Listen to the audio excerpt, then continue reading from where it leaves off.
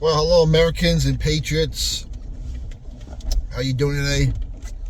And this video pretty much goes out to the Generation Z and the future of Generation Alpha. But this definitely applies to all people. Baby boomers, X, Y, Z, millennials, whatever you want to call yourselves. As I've been saying, I've been seeing a lot of TikTok videos from Generation Z and how hopeless they feel, how they work for nothing, and they feel that their work it ain't worth working because you'll never get ahead. How everything is too expensive. And the one thing that these TikTok videos have in common is they never tell you how much debt they have.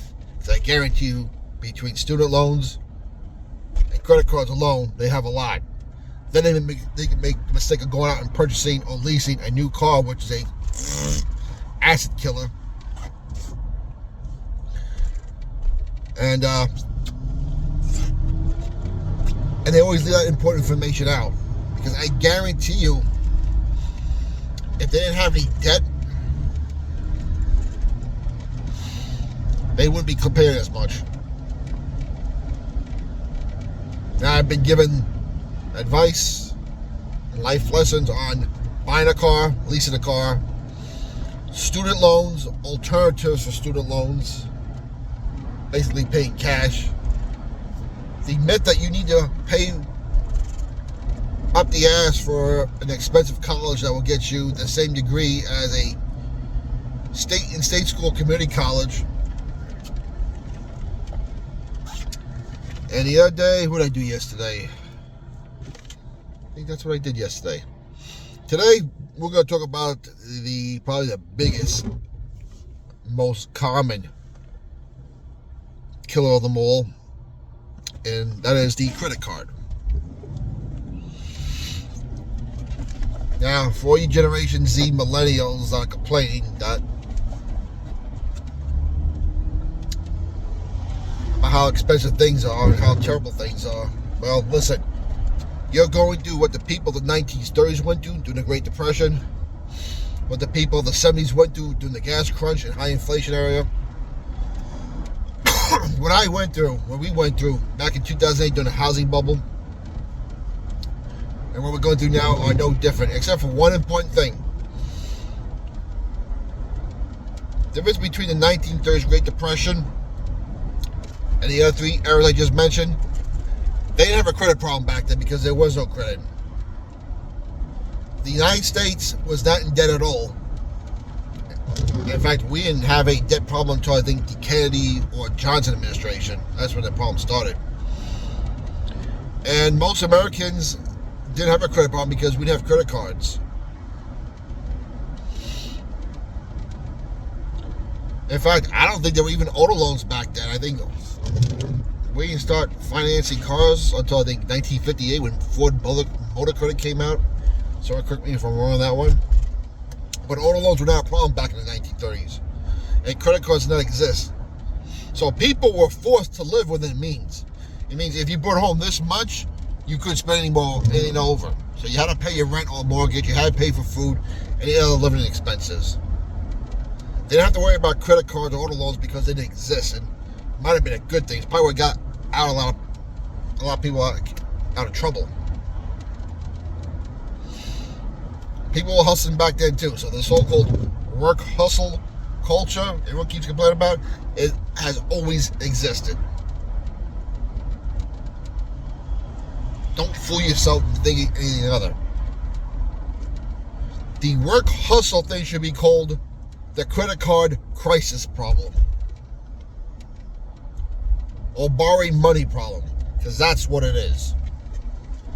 Now, if you've not seen my videos for the first time, you think, oh, this guy does everything perfect. No, I am telling you, I also made my mistakes, but I learned my mistakes earlier, developed a plan, and got myself out of the mess. To the point where I'm retired early, and I don't owe anything. No credit cards, no auto loans. My cell phones, they're paid for. No, everything's paid for.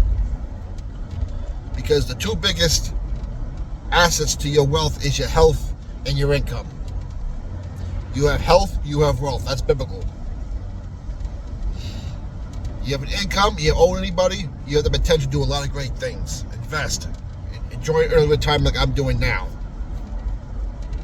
But if you're going to do that, stop borrowing money. That credit card.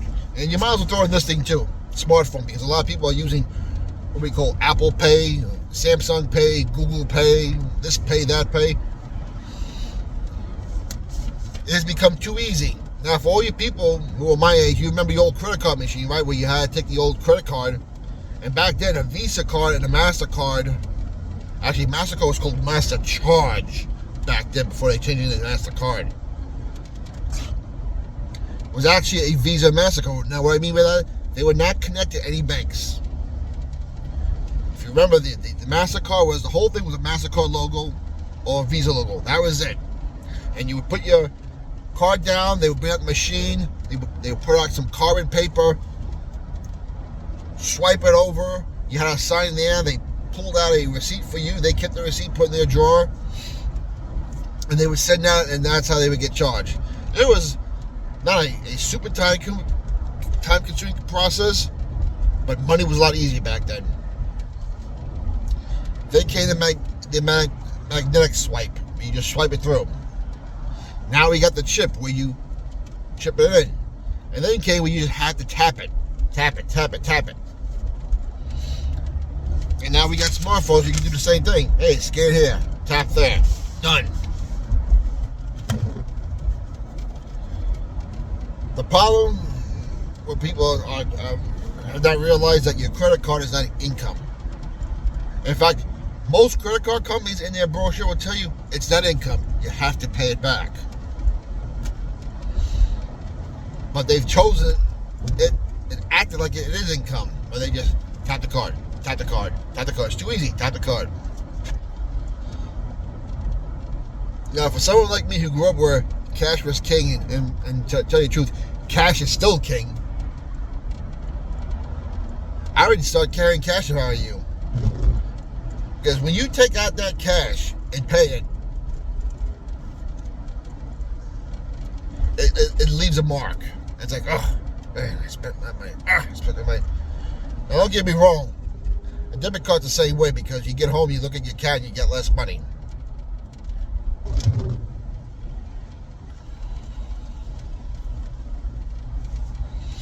But if you don't have it, don't spend it. I don't care what your friends have, what they don't have, because the chances are they're probably broke. And if you don't want to be broke like them, then stop acting like them. I don't care what they have, because they don't own it, because they are paying interest on it.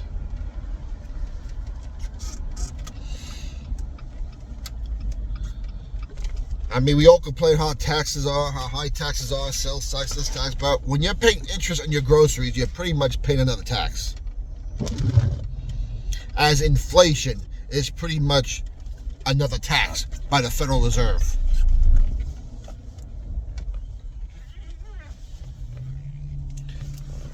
That is how they get you. And I know how easy it is just to tap it, tap it, tap it, tap it. Easy to carry cash. You got to take out your wallet, pull out money, and get the loose change thing. Listen, I guarantee you, you do it that way for your Generation Z and your upcoming Generation Alpha, you'll be more disciplined in how you use a debit card or credit card, because it just hurts more. I grew up where cash was king. In fact, in my eyes, cash is still king, which is why I'm not in debt anymore, because cash is still king.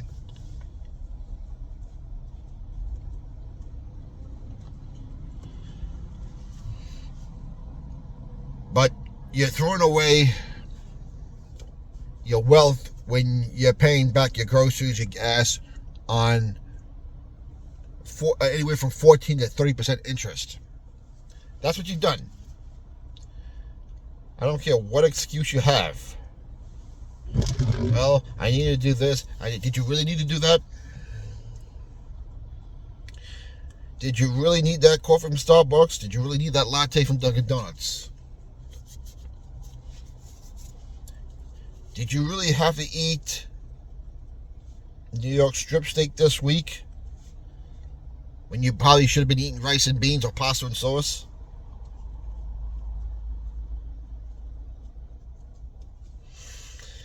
It is, my opinion, the number one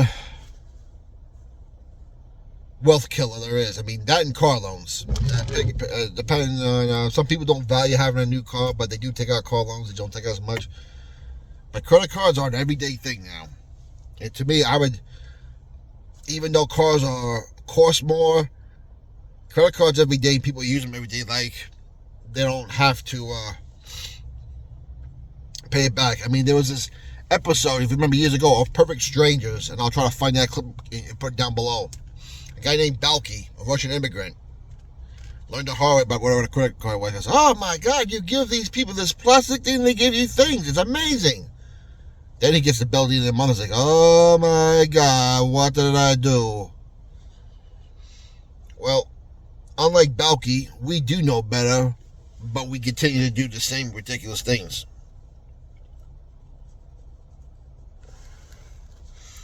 And if you tell me it's too hard to pay for things in cash, well, listen, I've done it. People in Generation Y have done it. Other millennials have done it. And I know even some Generation Z people who have done it. They paid cash to go to school. And they went when they could.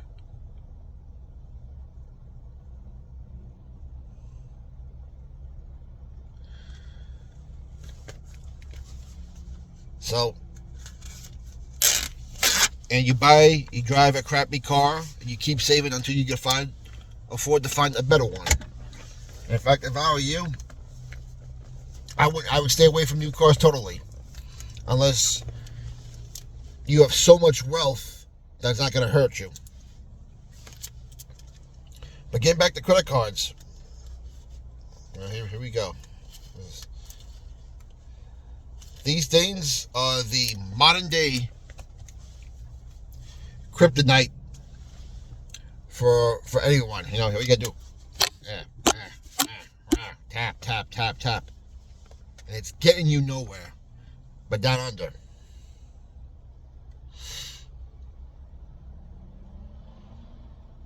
Well, I want it now. I want it now. I want it now. Well, okay, then you're gonna pay for it later, and later. And all of a sudden, you're 27, 28, and the debt's not going down, it's getting high because you need to have it now. And the things you're paying for now, later, you don't even longer have now.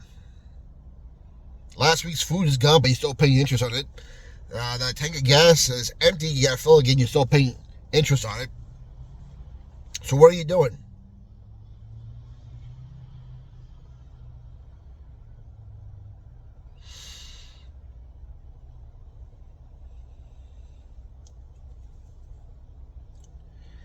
It is the modern day kryptonite.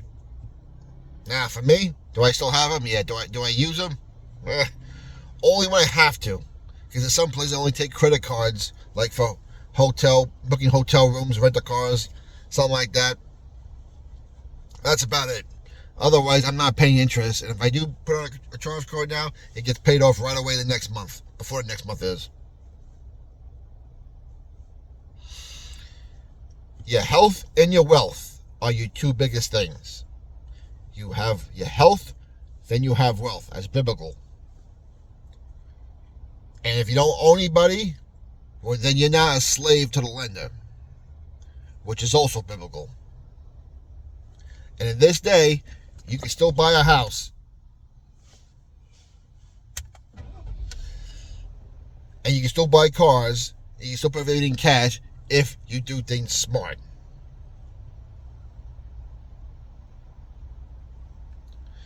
Anyway, that's the end of the rant. Let me know what you think. Listen, I get it. You go to college campuses, the credit card applications are everywhere. It was like that back in the 90s when I went.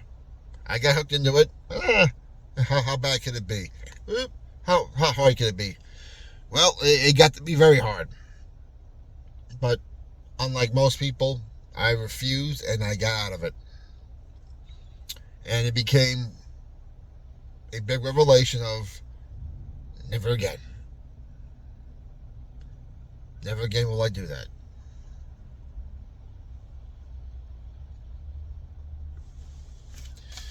Comments down below. What's your opinion? I'd like to know. Questions, comments, complaints, put them down there. I'll answer anything you send me, whether we agree or not. But for Generation Alpha, Generation Z, I want better for you. I want a lot better for you because you're the future of this country, and I want the future to be strong. I want it to be good for this country. So, you Generation Z, you Generation Alpha, you Millennials, you're important to me. And for Generation Alpha, you're not old enough yet to understand what I'm saying, but this video is going to be put out there just for you, as well as the Z people. God bless you all. Keep the country in prayer. We'll talk to you later.